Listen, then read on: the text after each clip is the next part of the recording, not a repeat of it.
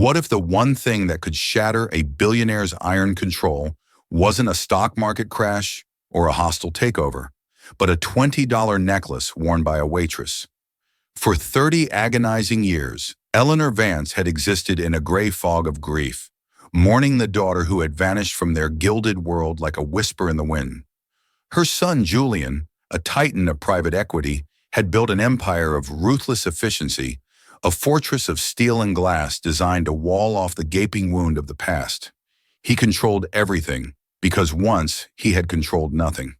But on a crispy autumn evening in one of New York's most exclusive restaurants, a place where fortunes were made and broken over seared scallops and vintage Bordeaux, time didn't just stop, it shattered.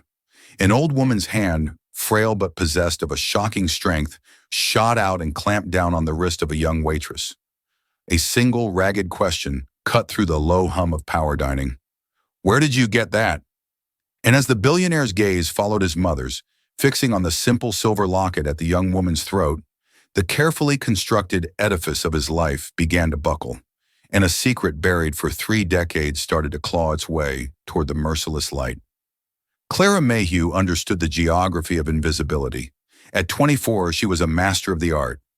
Her life was a meticulously choreographed ballet of efficiency performed within the opulent confines of Aurelia, a restaurant so exclusive it didn't have a sign, only a reputation. She navigated the narrow channels between tables laden with crystal and linen, her movements economical, her presence a fleeting suggestion. She was the ghost who refilled your water glass, the whisper that announced the specials, the silent hand that cleared away the remnants of a $1,000 meal. In a world of titans, invisibility was survival. It was her shield against the casual cruelty of the supremely wealthy, the dismissive waves of hands that wore more on one finger than she earned in a year. Her life outside these hallowed walls was a different kind of meticulous. It was the smell of lubricating oil and old brass in her tiny Brooklyn apartment, a space she shared with her foster father's legacy, a collection of half-repaired clocks and delicate watchmaker's tools. Daniel Mayhew, the only father she had ever known, had been a horologist, a man who found solace in the intricate dance of gears and springs. He'd found her, a swaddled infant left on the steps of a church, and had given her a name, a home, and a singular, focused passion. "Everything has a story, Clara," he used to say, his loupe pressed to his eye. "You just have to be patient enough to see how the pieces fit together." He had been gone for 2 years now, and the quiet ticking of the clocks he'd left behind was the only heartbeat in her life that felt constant. On that Tuesday evening, the controlled chaos of Aurelia's dinner service was at its peak. Clara moved with her usual grace, a phantom in a starched black apron. She delivered a bottle of Chateau Margaux to table 4, took a hushed dessert order from table 6, and then turned her attention to table 9, the most coveted booth in the house, nestled in a discreet alcove. It was occupied by the Vances. Even a ghost knew the name Vance. Julian Vance was less a man and more a market force. His firm, Vance Capital, consumed corporations with the chilling precision of a shark. His face, all sharp angles and icy blue eyes, was a regular feature in the Wall Street Journal, always accompanied by headlines of conquest. Seated opposite him was his mother, Eleanor Vance, the family's reclusive matriarch. She was a woman of severe, fragile beauty, draped in pearls and a palpable sorrow that seemed as much a part of her ensemble as her Chanel suit. Clara approached the table, her small, practiced smile firmly in place. "May I offer you coffee or dessert this evening, Mr. Vance?" "Ma'am?" Julian didn't look up from his phone, his thumb swiping through data with a predator's focus. He grunted something that sounded like a refusal. It was Eleanor who lifted her head. Her gaze was distant, clouded with the permanent melancholy that clung to her like expensive perfume. Her eyes, a faded cornflower blue, drifted over Clara's face without really seeing her. And then they stopped. The change was instantaneous and terrifying. The ambient clatter of the restaurant seemed to recede, funneled into a dull roar. Eleanor Vance's eyes, no longer vacant, snapped into sharp, brilliant focus. The focus was not on Clara's face, but on the hollow of her throat, where a small silver locket rested against her skin. It was Daniel's first gift to her, a simple, unadorned piece he said was with her when he found her. The old woman leaned forward, her perfectly manicured fingers digging into the damask tablecloth. Her lips parted, forming a silent O. "Ma'am?" Clara asked, a prickle of unease crawling up her spine. This was a breach of the unspoken contract. She was to be invisible. She was not to be seen. Not like this. Not with an intensity that felt like it could strip the flesh from her bones. Julian finally glanced up, his brow furrowed in annoyance at the interruption. "Mother, what is it? We have a call with Tokyo in an hour." But Eleanor was in another world, another time. Her eyes were locked on the locket. It was a celestial map, she knew. A delicate etching of the star chart from a specific night, a specific moment in time. The night her Amelia was born. Her husband had commissioned it, a one-of-a-kind piece for their one-of-a-kind girl. Before Clara could process the unnerving scrutiny, Eleanor's hand shot across the table. Her fingers, surprisingly cold and strong, closed around Clara's wrist. The touch was a jolt of ice and fire. "Where?" Eleanor whispered, her voice a raw, broken thing, vibrating with a terrifying mix of disbelief and ferocious, desperate hope. "Where did you get my daughter's necklace?" The question hung in the air, a grenade with the pin pulled. Nearby conversations faltered, heads turned. Clara stood frozen, a silver coffee pot in her other hand, suddenly weighing 1,000 pounds. She tried to pull away, but the old woman's grip was like a steel trap, forged from 3 decades of loss. "Mother, for God's sake, what are you doing?" Julian's voice was a whip crack. "Let the girl go. You're causing a scene." He started to rise, his imposing frame casting a long shadow. But as his gaze shifted from his mother's frantic, tear-streaked face to the waitress's shocked one, his own eyes fell upon the locket. He didn't recognize it. It was just jewelry. But then he looked, truly looked, at the young woman wearing it. He saw the stubborn set of her jaw, the slight wave in her dark chestnut hair, the scattering of freckles across the bridge of her nose. And then he saw her eyes, a deep, clear hazel, flecked with gold. His sister's eyes. Amelia, a ghost of a memory, locked away in a vault of willful forgetting, suddenly broke free. Amelia, age 17, laughing as she argued with him in the library. Those same hazel eyes flashing with a rebellious fire he'd both envied and despised. The blood drained from his face. The world which he commanded with absolute authority tilted violently on its axis. The fortress he had so carefully constructed around his heart didn't just crumble, it was obliterated. The past wasn't buried. It was standing 2 feet away from him, holding a coffee pot. "Amelia," he breathed, the name a strange and painful thing on his tongue. But it wasn't his sister's name he was seeing. It was his mother's face, contorting in a mask of agony and hope so extreme it seemed to tear her apart. Her grip on Clara's wrist went slack as her other hand flew to her chest. A choked, guttural sound escaped her lips, a sound of a wound 30 years old being ripped open anew. Her eyes rolled back in her head. "Mother!" Julian lunged forward, but he was too late. Eleanor Vance, the untouchable matriarch of a New York dynasty, slumped sideways in the booth, a marionette with its strings snipped. Julian's desperate grasp only managed to send a wine glass shattering to the floor. The sound was like a gunshot in the suddenly silent restaurant. Chaos erupted. A woman at the next table screamed. Chairs scraped against the polished floor.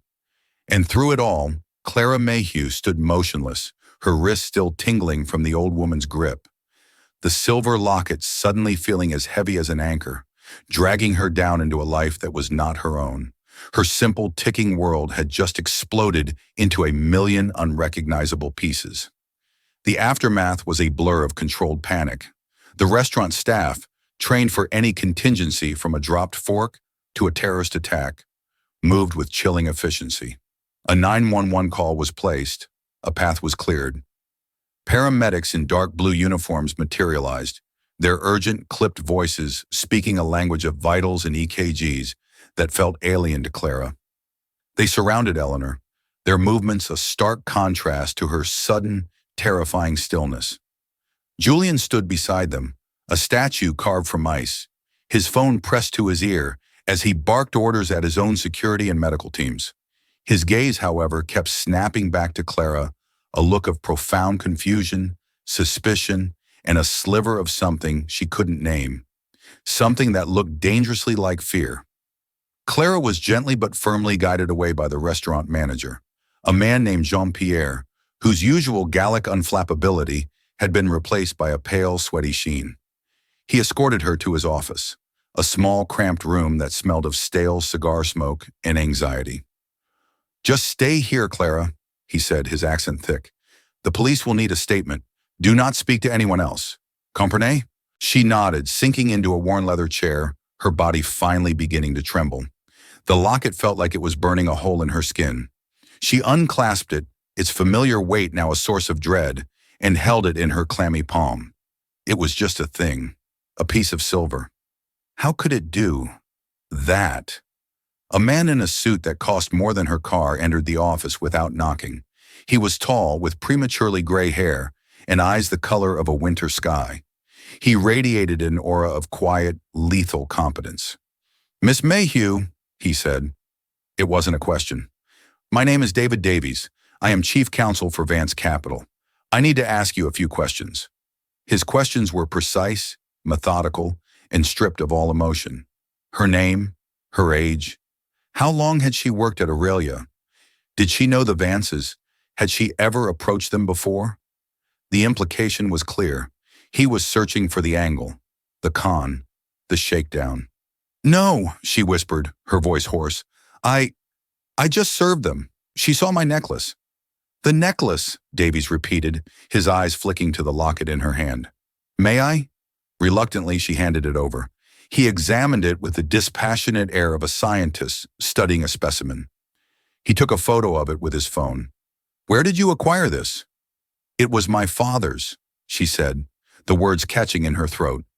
"He gave it to me. He said it was with me when he found me." "When he found you?" Davy's eyebrow arched a fraction of an inch. Clara's story tumbled out. The church steps, the kind watchmaker, her life in foster care until Daniel had officially adopted her when she was 10. It was a story she had told a dozen times to social workers and therapists. But saying it now, in this context, felt different. It felt like an alibi. Davies listened without interruption, his expression unreadable. He handed the locket back, along with a crisp business card. "Mrs. Vance is being transported to Lenox Hill Hospital. She is stable. We will be in touch. Until then, you will speak to no one about this. Not your friends, not the press. Is that understood?" The command was wrapped in the silk of a request, but it was an iron fist nonetheless. She was sent home in a black car that materialized at the restaurant's service entrance. The ride through the glittering streets of Manhattan felt like a journey through a foreign country. She was dropped at the curb of her modest Brooklyn building, the black car melting back into the night like a phantom. Her best friend and roommate, Sarah, a freelance graphic designer with a perpetually paint-stained sweatshirt, found her an hour later, sitting in the dark, staring at the wall. "Clara, what the hell?" Jean-Pierre called, "said there was a medical emergency and you got sent home. You look like you've been mugged by a ghost." Clara told her everything. The Vances, the grip, the impossible question, the collapse. She held out the locket. Sarah took it, her designer's eye appreciating its craftsmanship. "Whoa, where did you get my daughter's necklace? That's next level heavy. Are you okay?" "I don't know what I am," Clara confessed, rubbing her temples. "The way he looked at me, Sarah. The son, Julian Vance. It wasn't just, who is this crazy waitress upsetting my mother? It was like he was seeing something that terrified him." The next 3 days were a masterclass in controlled information. Not a whisper of Eleanor Vance's collapse made it into the papers. The official story, for the few who needed one, was a minor health scare, handled privately. The Vance publicity machine was a formidable thing. Clara was placed on a paid leave of absence from Aurelia. The money appeared in her bank account without explanation. It was both a relief and a threat. Hush money. The call from David Davies came on the 4th day. He requested a meeting. Not at his office, but in a private suite at the Carlisle Hotel. The location itself was a message. This was off the books. This was serious. Against Sarah's warnings, this feels like the opening scene of a movie where the girl ends up disappeared. Clara went. She wore her nicest dress, a simple navy blue sheath that made her feel more like a job applicant than a key player in a billionaire's crisis. The suite was a world of hushed tones and old money, with a view of Central Park that looked like a painting. Julian Vance was standing by the window, his back to her.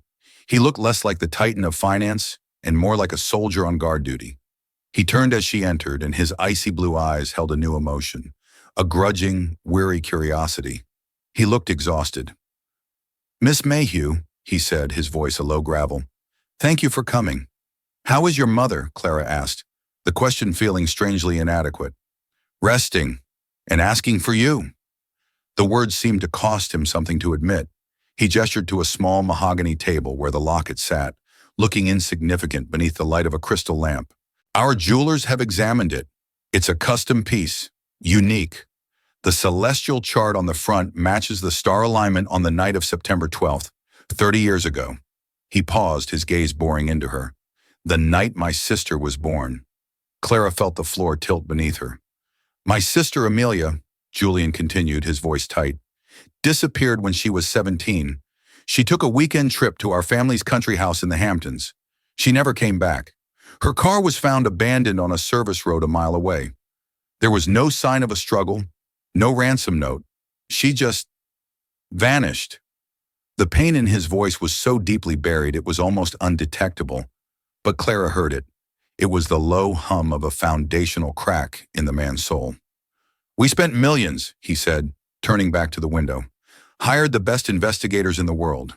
We chased down every lead, every psychic, every cruel hoax. After 5 years, the police declared her legally dead. My father passed away a decade ago, never recovering. My mother, she has never stopped looking." He fell silent, the weight of his family's tragedy filling the opulent room.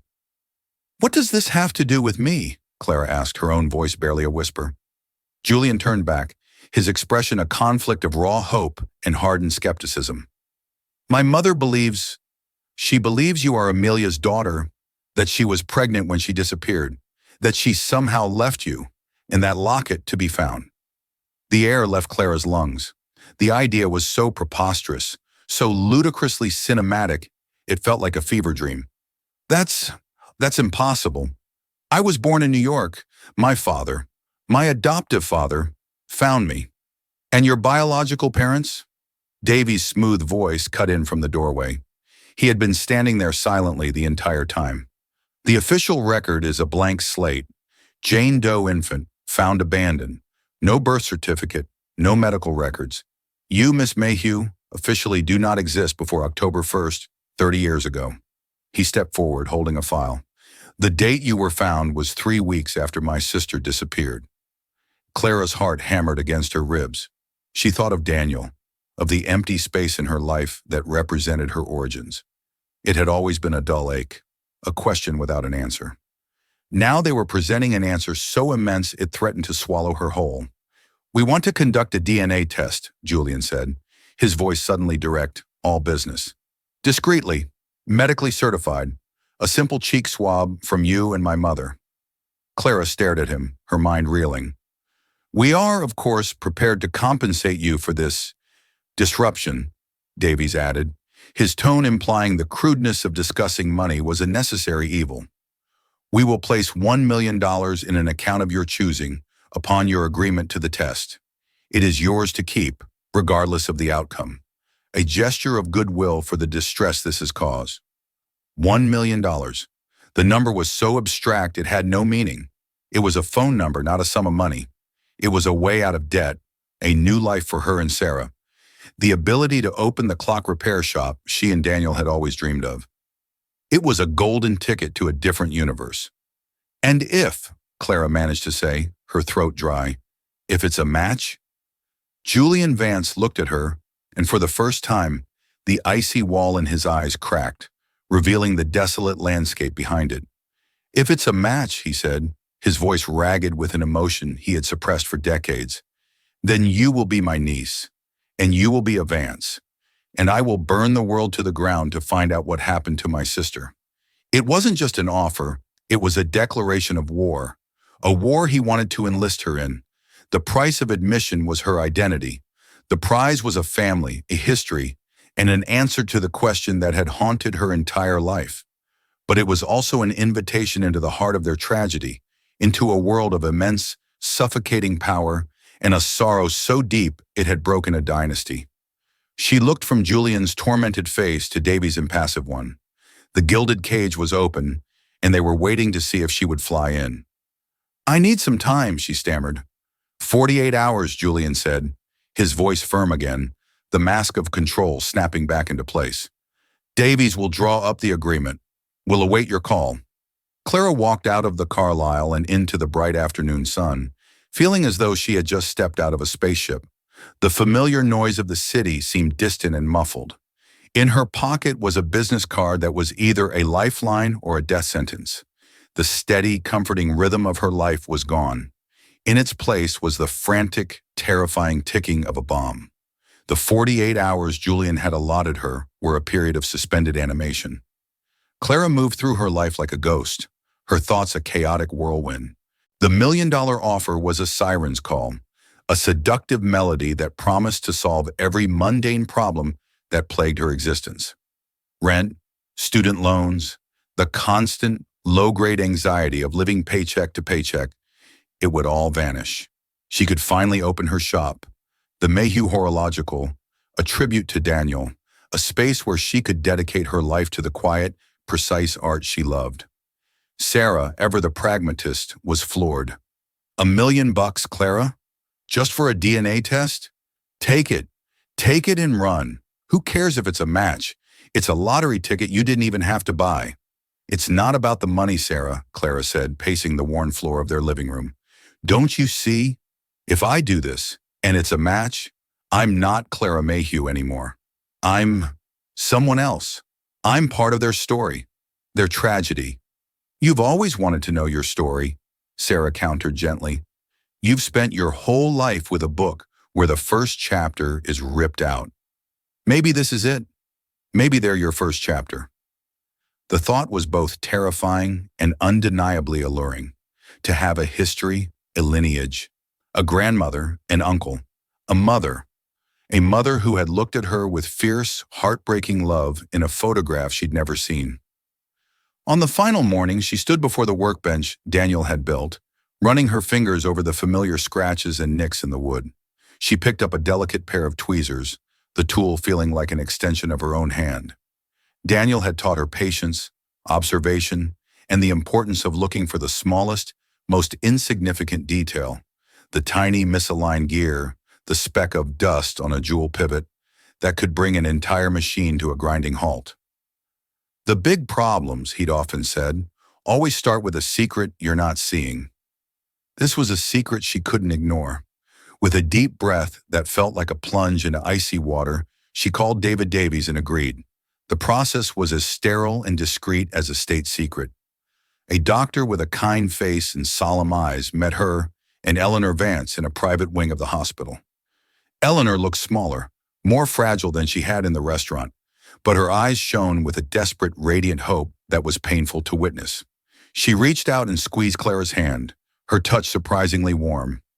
"Whatever the truth is, my dear," she whispered, "thank you for this."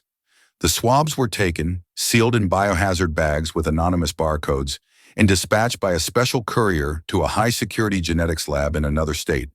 The results, Davies informed them, would take 5 to 7 business days. During that week, Clara's world shifted in subtle, unnerving ways. The $1 million, as promised, appeared in her bank account. Staring at the 7-figure number on her banking app felt like looking at a page of hieroglyphics. It was a language she didn't understand. At Julian's insistence, conveyed through Davies, she was moved from her apartment to a long-term suite at a discreet luxury hotel. The official reason was privacy and security to shield her from any potential media leaks. It felt more like being placed in a gilded holding cell. A new character entered the drama, Arthur Finch. He was introduced as Julian's godfather and a lifelong friend of the Vance family, a senior partner at a rival investment firm. He visited the hotel suite one afternoon, ostensibly to offer support. He was a handsome man in his late 60s, with a warm, avuncular smile and silver hair that fell in a charming sweep across his forehead. "My dear girl," he said, taking her hand in both of his. "This must be an absolute whirlwind for you." Eleanor is convinced, of course. She has a mother's intuition. But Julian, he is more cautious, protective. He smiled conspiratorially. He has a lot of his father in him, always suspecting a wolf in sheep's clothing. "Please don't take it personally." His words were kind, but something about his eyes, a fleeting coolness, put Clara on edge. He asked about her life, about Daniel, about the locket. "Such a tragic story," he murmured, shaking his head.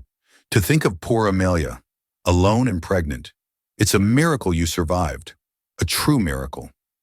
But the more he spoke, the more a strange feeling crept over Clara. It was a feeling she knew from her work, the sense of a mechanism that was beautifully polished on the outside but had a single jarring note in its rhythm, a wheel that was just a fraction of a millimeter out of true. The unsettling feeling intensified over the next few days. It began with small things. A black SUV parked across the street that seemed to be there whenever she looked out the window. The sense that a conversation she was having on the phone had a faint, almost imperceptible echo. She mentioned it to the plainclothes security guard stationed in her hallway. He was polite, dismissive, assuring her the hotel's security was ironclad. Then came the break-in. Sarah called her, frantic. Their apartment had been burglarized. "It's the weirdest thing, Clara," Sarah said, her voice trembling. "They didn't take my laptop or the TV. They took your dad's old work journals, those leather-bound books you keep on the shelf, and some of his tools. That's it. Why would anyone steal that?" Clara's blood ran cold. The journals were filled with Daniel's notes, diagrams, and observations on the thousands of timepieces he had repaired over his 50-year career. They were worthless to anyone else. It wasn't a robbery, it was a search. Someone was looking for something specific, something related to her father's work. She immediately thought of the locket. Had Daniel written about it? She couldn't remember. She told Davies about the break-in. His reaction was immediate and grave. Within the hour, he was at her hotel, accompanied by a grim-faced security consultant. "This changes things," Davies said, his professional mask slipping to reveal genuine concern. "This is no longer a simple matter of identity. Someone knows who you are, Miss Mayhew, and they are trying to either find something or erase something connected to your past." Julian Vance arrived minutes later. The news of the targeted burglary had transformed his skepticism into cold fury. The threat was no longer abstract. It was real, and it was aimed at the young woman who might be his family. "They took her father's journals?" he demanded, pacing the suite. "What the hell were they looking for?" "I don't know," Clara said, her mind racing. "He worked on thousands of pieces. He kept detailed notes on everything. Maker's marks, repairs, client histories." She trailed off, an idea sparking in her mind. "Client histories," she repeated. Maybe they weren't looking for notes on the locket. Maybe they were looking for notes on whoever brought the locket to him. The thought was a chilling one. Daniel had always been discreet. That night, unable to sleep, Clara sat with a sketchbook, her mind whirring. She drew the locket from memory, her fingers tracing the celestial map on its surface. Then, using her phone, she cross-referenced the star chart Julian had mentioned. September 12th, 30 years ago. It was a perfect match. But as she zoomed in on the high-resolution photo Davies had sent her, her horologist's eye, trained to spot the infinitesimal, caught something. It was a tiny, almost invisible mark near the clasp. Not a flaw, but a deliberate inscription. It wasn't a jeweler's hallmark she recognized. It was more like a signature, a tiny stylized bird in flight. It was a maker's mark. The day the DNA results were scheduled to arrive, the air in the hotel suite was thick with a suffocating tension. Eleanor was there, her hands clasped tightly in her lap. Julian stood by the window, a monolith of controlled anxiety. Clara felt like she was waiting for a verdict that would sentence her to one of two completely different lives. Davy's phone rang. He answered, his face an unreadable slate. He listened, said a quiet, "I understand," and hung up. He turned to face them, taking a slow, deliberate breath. His gaze settled on Clara. "The lab has confirmed the results," he said, his voice even. "The mitochondrial DNA, passed down through the maternal line, is a direct, undisputed match between Eleanor Vance and Clara Mayhew." He paused, letting the words land with the force of a physical blow. "The probability of relation is 99.99999%. There is no doubt." He looked directly at Clara, his professional demeanor softening for the first time. "You are Amelia Vance's daughter." A strangled sob broke from Eleanor's lips. It was a sound of 30 years of agony and hope released in a single, shattering exhalation. She rose on trembling legs and enveloped Clara in a fierce hug, weeping into her shoulder. "My granddaughter," she cried, the words muffled. "My little girl's baby." Julian staggered back a step, his hand gripping the back of a chair for support. The truth, now that it was here, was more overwhelming than he could have ever imagined. He wasn't just an uncle. He was the protector of the last living piece of his sister. But as Clara held the weeping old woman, her own mind was racing past the emotional reunion. The DNA was a fact. Her identity was a fact, which meant the danger was also a fact. The break-in, the surveillance. It wasn't random. It was because she was Amelia's daughter. And in that moment of stunning clarity, another piece clicked into place. The maker's mark on the locket. The tiny bird. She had seen it before. Not in person, but in one of Daniel's journals. One of the few old faded ones the thieves had missed, tucked away in a box of spare parts. It was the mark of a very specific, very niche artisan who specialized in custom pieces with hidden compartments and mechanisms. An artisan Daniel had admired for his ingenuity. An artisan who, according to Daniel's notes, had done some private work for one of his other high-profile clients in the early 90s. She pulled away from Eleanor, her heart pounding with a new, terrifying certainty. She looked from Julian's stunned face to Davy's calculating one. "Someone else knew," she said, her voice shaking but clear. "Someone else knew who I was, or who I might be, long before I walked into that restaurant. The man who stole my father's journals. He wasn't looking for the history of the locket." "Then what was he looking for?" Julian demanded. Clara looked him straight in the eye. "He was looking for the name of the man who commissioned it." She took a deep breath. "And I think I know whose name he was trying to find. Arthur Finch." The name dropped into the stunned silence of the room, like a stone into a deep, dark well. Arthur Finch, Julian's godfather, the family's trusted friend, the man who had offered her his warm, avuncular sympathy just days ago. The rhythm of his kindness had felt wrong, out of true, and now she knew why. He wasn't just a part of the story. He was the secret that was about to bring the whole machine to a grinding halt. Julian's first reaction was a visceral, angry denial. "Arthur? That's insane. He's family. He loved Amelia." "Did he?" Clara countered, her voice gaining strength. The years spent tracing the intricate logic of clockwork mechanisms had honed her mind for this kind of thinking, connecting disparate, hidden pieces. The artisan who made this locket, the one with the bird maker's mark. My father had notes on him. He was a specialist. He made puzzle boxes, mechanical curiosities. He also did private commissions for a very select clientele. According to my father's journal, one of those clients was Arthur Finch. David Davies, who had been listening with rapt attention, immediately pulled out his phone. "What's the artisan's name?" "Elias Thorne," Clara said without hesitation. "No relation," she added, nodding at Davies. "My father called him the Ghost because he was so reclusive." While Davies made a call, Julian stared at Clara, his face a battleground of doubt and a horrifying dawning suspicion. Why would Arthur commission a locket for Amelia's birth? My father handled that. Maybe your father didn't, Clara posited, the theory forming rapidly in her mind. Maybe Arthur had it made as a personal gift, a gift that could be traced back to him. When my mother disappeared, and I was left with only that locket, it became the one piece of evidence connecting him to her last days. For 30 years, it was just a piece of jewelry on an anonymous orphan. But the moment your mother recognized it, it became a ticking bomb. He needed to know what my father knew. He needed to get those journals to see if Daniel had ever made a record of who might have brought an infant in a locket to his shop 30 years ago. Davies hung up his phone, his face grim. Elias Thorne passed away 5 years ago, but his son runs the business. He confirms his father was commissioned by Arthur Finch in 1993 to create a custom silver locket with a celestial map, a gift for a dear friend's daughter. He also said it was a peculiar commission. Finch insisted it have an unusual clasp, one that required a very specific trick to open. Clara's fingers went to the locket, which she now wore again, a talisman of her past. She had fumbled with the clasp 1,000 times.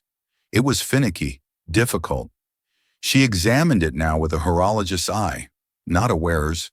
It wasn't just a hook and loop, it was a sequence. A tiny, almost invisible series of pins had to be depressed in the right order. Pushing, turning, sliding. With a soft click, a sound she had never heard before, the locket sprang open. It was not what she expected. There were no tiny portraits inside. One side was empty, polished silver. The other contained not a picture, but a tiny, tightly folded piece of paper, yellowed with age. With trembling hands using the fine-tipped tweezers from the repair kit she now carried in her purse, Clara carefully extracted and unfolded it. It was a luggage storage claim ticket, a ticket for a locker at Grand Central Terminal, dated 3 days after her mother disappeared. The drive downtown was a silent, high-tension procession. Julian, Clara, and two of Vance Capital's most formidable security guards moved through the city in a black Escalade. The weight of what they might find hung heavy in the air. Arthur Finch had been placed under discreet surveillance, but he was a powerful man with eyes and ears everywhere. They were moving against the clock.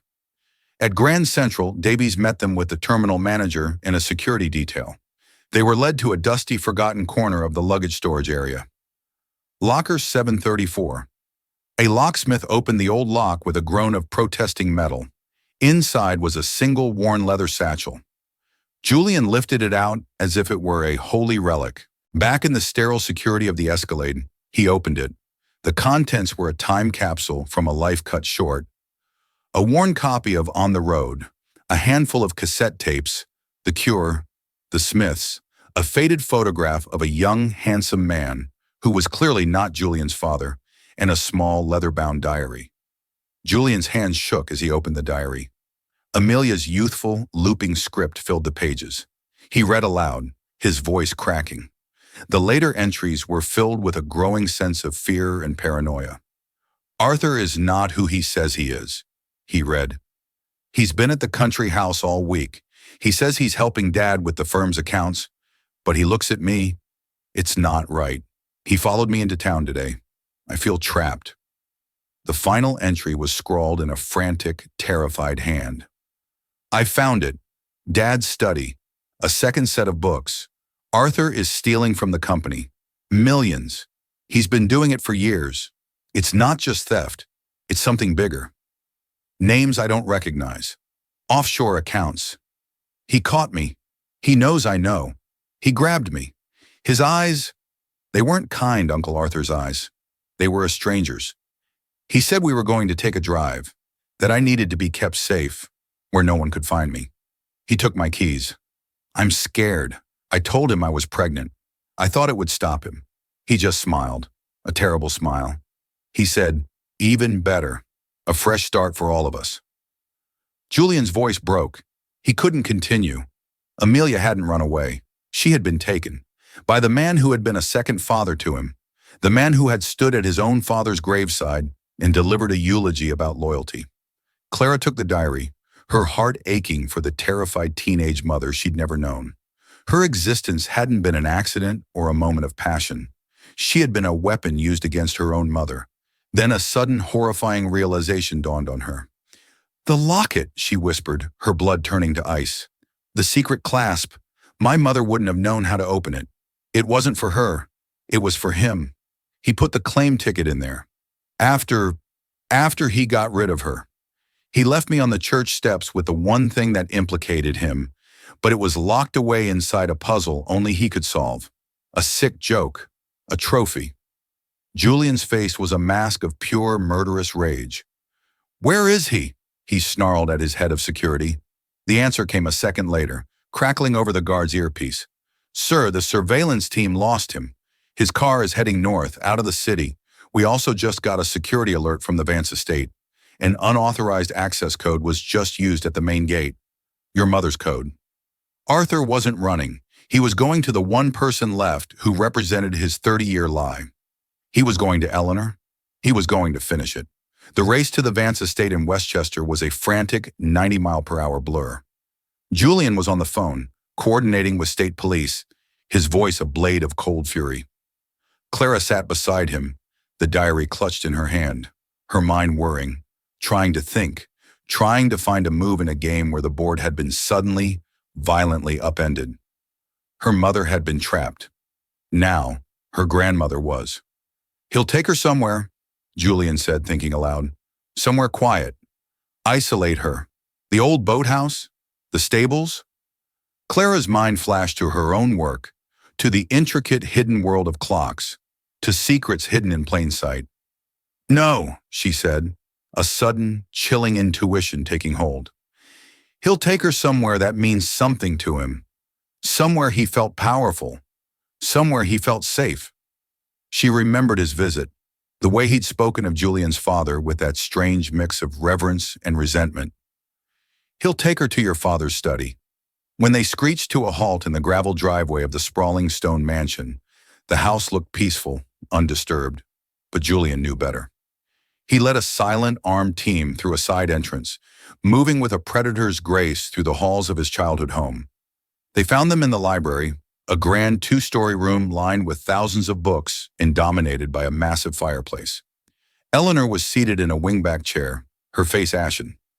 Arthur Finch stood behind her, one hand resting on her shoulder in a grotesque parody of comfort. A small silver pistol sat on the table beside him, looking both elegant and obscene. "Julian," Arthur said, his voice calm, conversational. "I was just telling your mother how this unfortunate business will finally be put to rest." He smiled at Clara. "And the little horologist. You have your mother's cleverness. A pity she didn't have your luck." "It's over, Arthur," Julian said, his voice low and dangerous. His security team fanned out, their weapons trained on him. Arthur laughed, a dry, rattling sound. "It was over 30 years ago, my boy. I gave your father's company everything. I built it with him. But he was always the name. Vance. I was just the friend, the confidant. And Amelia, she was just like him, poking her nose where it didn't belong." He sighed. "She was a loose end, and I am a man who ties up his loose ends." His gaze shifted to Eleanor, his expression softening into something possessive and cruel. "I should have been the one to take care of you, Eleanor. Not him. It should have been me." He reached for the pistol. In that split second, as the world slowed to a crawl, Clara's eyes darted around the room. Her gaze landed on the magnificent grandfather clock in the corner, a massive, ornate piece by a famed 18th century clockmaker. Daniel had a photo of it in one of his journals. The Vance clock, a masterpiece of engineering, famous for its complexity and for its secret. Daniel's voice echoed in her memory. "They say the old man, your great-grandfather, was paranoid, built a silent alarm into the clockwork, a specific sequence in the chime train that, when tripped, would lock down the room. It was an insane 1 in a million chance. As Arthur's fingers closed around the gun, Clara screamed, 'The fire poker!' It was a meaningless distraction, but it made everyone, including Arthur, flinch and look toward the fireplace for a split second. In that instant, Clara lunged, not at Arthur, but at the clock. She didn't have the key, but she didn't need it. Her fingers found a small, concealed button hidden in the ornate carvings on the side. A manual override for the chime sequence, a detail Daniel had circled in his notes. She pressed it. There was no loud alarm. Instead, a deep, resonant whirring sound filled the room, the sound of ancient, powerful gears engaging. Heavy steel shutters concealed within the wood-paneled walls slammed down over the windows. A thick slab of steel descended from the ceiling, sealing the massive double doors to the library. The room was plunged into near darkness, illuminated only by a few dim lamps. They were sealed in a vault. Arthur stared, his face a mask of disbelief. "What have you done?" "My grandfather was a cautious man," Julian said, a grim smile touching his lips for the first time. The tactical advantage had shifted. Arthur was no longer a man with a gun in an open room. He was a rat in a steel trap. The standoff was short and brutal. In the enclosed space, Arthur's desperation made him reckless. He fired a single wild shot that shattered a porcelain vase before Julian's team subdued him. In the ringing silence that followed, as Arthur was restrained and the emergency override was keyed in to raise the lockdown, Clara sank to the floor, her body trembling with adrenaline. Eleanor rushed to her side not as a matriarch, but as a grandmother, her arms wrapping around Clara in a protective embrace. Julian knelt before them, his eyes finding Clara's. The ice in his gaze was gone, replaced by a profound, humbled respect. "You saved her," he said, his voice thick with emotion. "You saved us both." Clara looked up at the great clock, its pendulum swinging in a steady, reassuring rhythm. Tick-tock, tick-tock. The secret it had held for a century had saved them. Daniel had been right. The big problems, the big secrets, could always be solved if you just knew how the pieces fit together.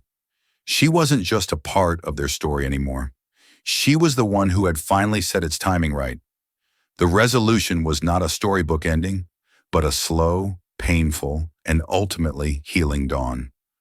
Arthur Finch's confession, prompted by the undeniable evidence from Amelia's diary, painted a sordid picture of jealousy, greed, and sociopathic narcissism. His empire crumbled, and he was sentenced to life in prison, a forgotten ghost in the system he once manipulated. The legal proceedings were protracted, a media storm that the Vance family weathered with a newfound, united stoicism. But the private healing was a far more complex mechanism to repair. Eleanor, freed from the limbo of not knowing, began to truly live again, but her joy was forever laced with the sorrow of her daughter's stolen life. Julian, stripped of his cynical armor, had to learn how to be not just a CEO, but a brother in mourning and an uncle to a young woman who was both a stranger and flesh of his flesh. Clara did not melt seamlessly into the Vance dynasty.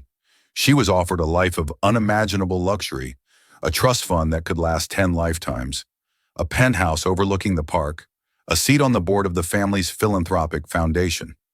She accepted the resources, but refused to be subsumed by the name. She took a portion of the money and finally opened her shop in a quiet, sunlit corner of Greenwich Village.